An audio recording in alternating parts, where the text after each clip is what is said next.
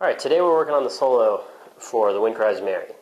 So what we're going to do first is run through it, and then we'll break it up into sections. So I'm going to play the track here at about 1:20 in, and play along so you can hear what it sounds like and see it.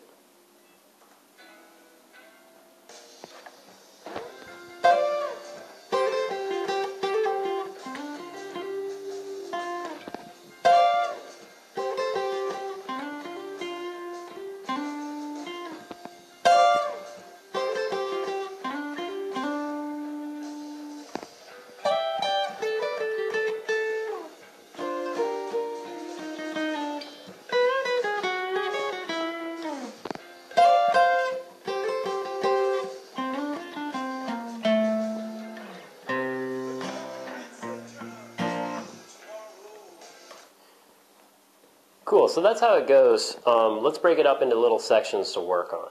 So the first thing, if you're looking at your tablature, go up to the first two measures there, and it starts with this bar at the 13th fret, and then you slide off. And then you keep your bar as you're sliding, move right to the 8th fret, because you're going to stay with your bar on the top two strings. Right to the 8th fret. That part, 8, 10, 8, 10, 8. And then you have this cool hammer on pull off 10. So all together it's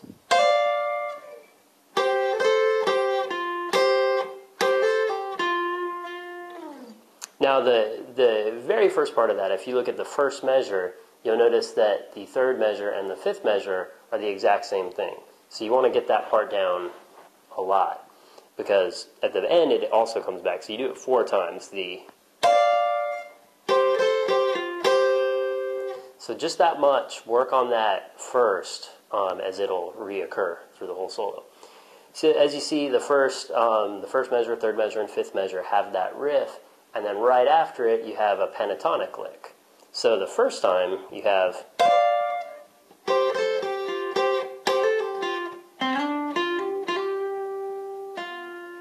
and what he's doing, it's all out of the D minor pentatonic.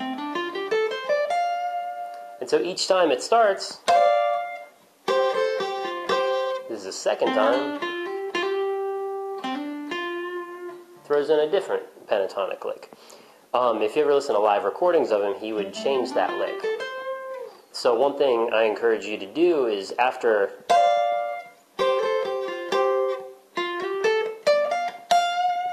come up with your own licks to throw in there as well, and it'll get you really exploring the scale a lot more. So let's jump down to the 7th measure. So that is at the 15th fret, barring there. Now if you notice, this is a lot like that first lick. It's actually the exact same thing, only slid up 2 frets. So you're at the 15th fret, going to the 10th fret. Now the rhythm there is a little different, because before you'd have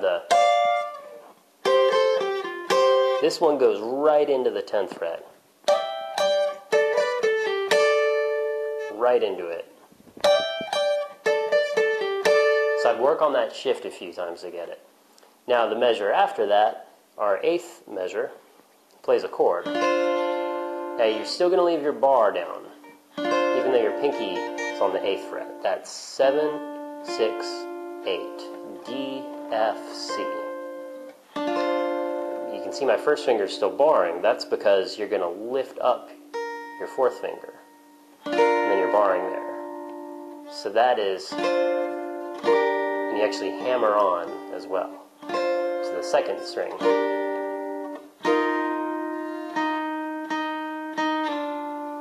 In time it's like, so let me play, that is the 7th and 8th measures together.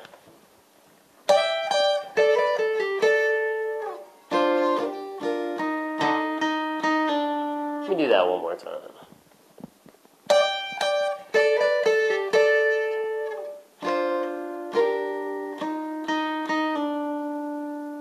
Cool, so first time my rhythm was a little funky there, so make sure you get a little kind of pull off there at the end. Next measure there, the 9th measure, you actually get a pentatonic riff again, but this time instead of being based around the 10th fret, it's based around the 9th fret, a temporary key change. Now what he does here, he first gives you a bend, a full bend, a little bit easier on the electric guitar, and then he pulls off 12/9, and then he does one of these little blues licks. So that's bend, pull off, bend, bend, 9. In time, it's like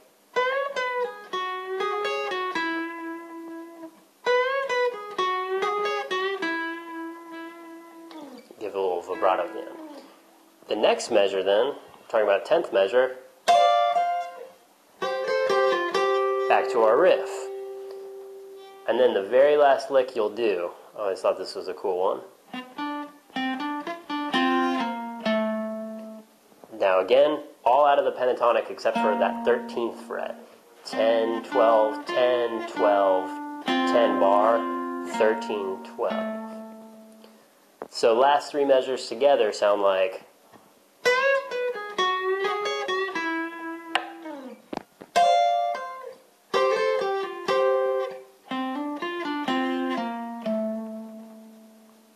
cool.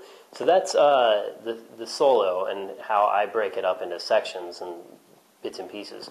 Work on it individually, play along with the track, but also really try to make up your own little licks in there, like we were talking about.